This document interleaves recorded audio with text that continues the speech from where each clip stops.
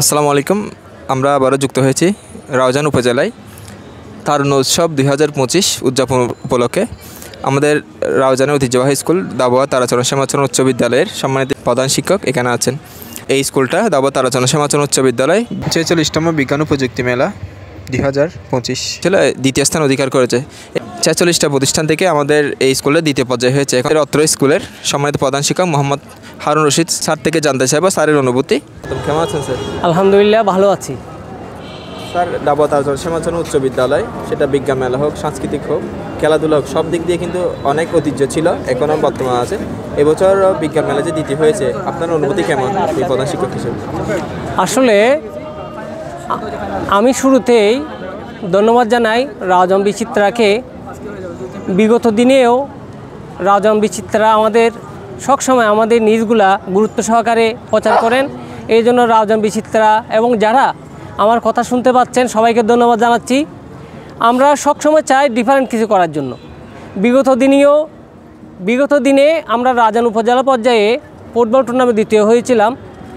এবারও আমরা অনেকগুলো প্রতিষ্ঠান, বিশেষ করে 46টা প্রতিষ্ঠানের মধ্যে আমরা দ্বিতীয় পর্যায়ে এসেছি। এই জন্য আমরা ধন্যবাদ জানাই অত্র স্কুলের, বিশেষ করে যারা বিজ্ঞান শিক্ষক আছেন এবং বিজ্ঞান বিষয়ে যারা আছেন তাদেরকে, যাদের অক্লান্ত পরিশ্রমে আমাদের এই স্কুল সুন্দর একটি টিম গঠন করেছেন এবং উপজেলা পর্যায়ে আমরা দ্বিতীয় স্থান অধিকার করেছি। এই জন্য আমি অত্র স্কুলের সকল শিক্ষক এবং বিশেষ করে যারা বিজ্ঞানী শিক্ষক তাদেরকে ধন্যবাদ জানাই। এরপরে আমি সবার কাছে দোয়া চাই ভবিষ্যতে যেন আমাদের এই ধারাটা অব্যাহত থাকে, আমরা আরও ভালো করতে পারি, এটাই আমার অনুভূতি। স্যার, ধরতে গেলে এখানে প্রায় 46টার মতো স্কুল এসেছে যতটুকু জানি।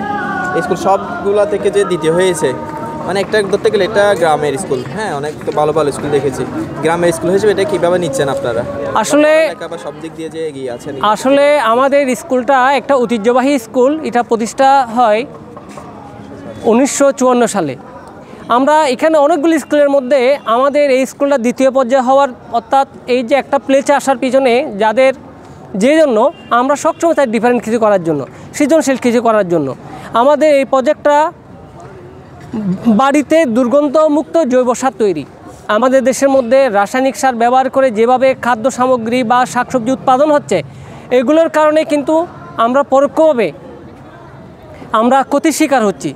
এখন আমাদের এই প্রজেক্ট, এটার কারণে আমাদের বাড়িতে দুর্গন্ধমুক্ত হবে এবং সাশ্রয়ী কম মূল্যে খুব সহজে আমরা প্রাকৃতিক সার তৈরি করে আমাদের দেশের মানুষকে যদি এগিয়ে আনতে পারি, তাহলে শুধু ওই এলাকার নয়, দেশের জন্য উপকার হবে এবং আমাদের বাংলাদেশ রাসায়নিক মুক্ত শাকসবজি পাবে, দেশ সমৃদ্ধ হবে।